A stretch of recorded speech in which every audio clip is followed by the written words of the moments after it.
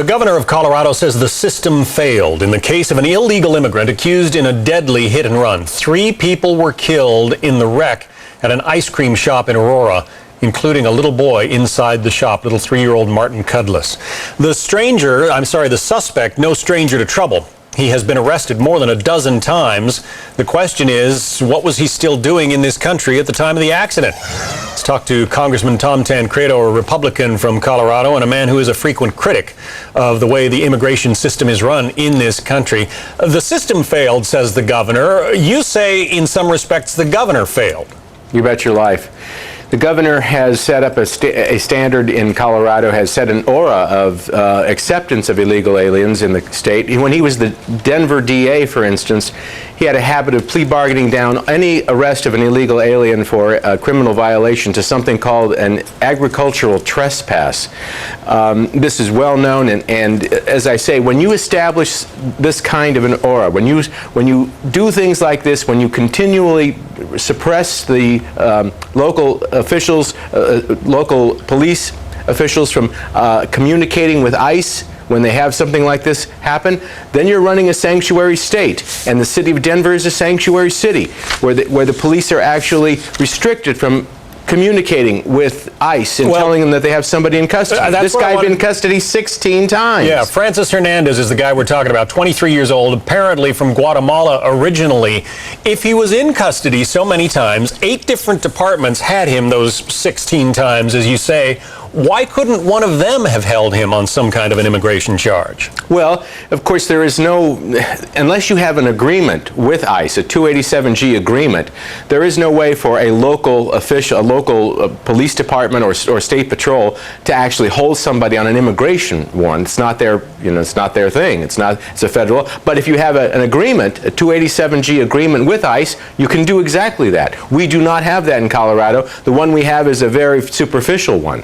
So will you be getting together with the governor and maybe some of the state's other political leaders to try to come up with a solution here?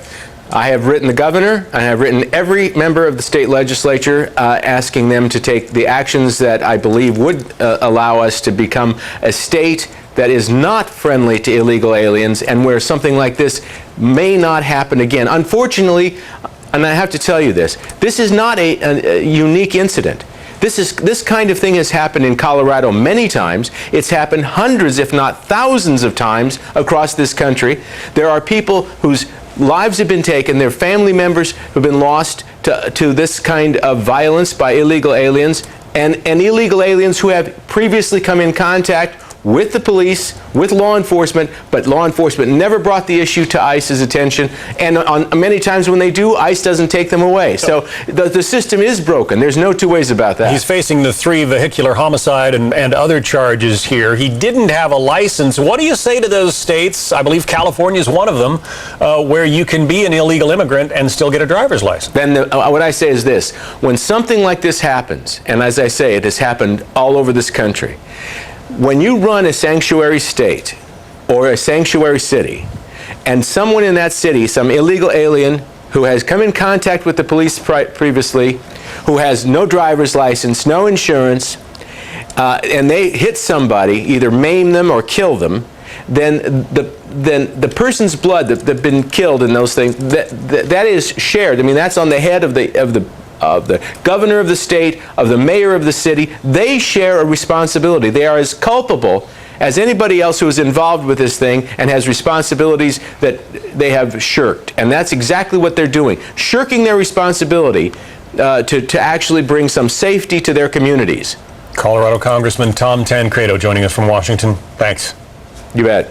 So what did he mean? Senator Barack Obama says his comment about putting lipstick on a pig was about John McCain's policies. But John McCain's supporters, some of them are saying it was a cheap shot at his running mate, Sarah Palin. Oh boy, you'll hear the campaigns go at it.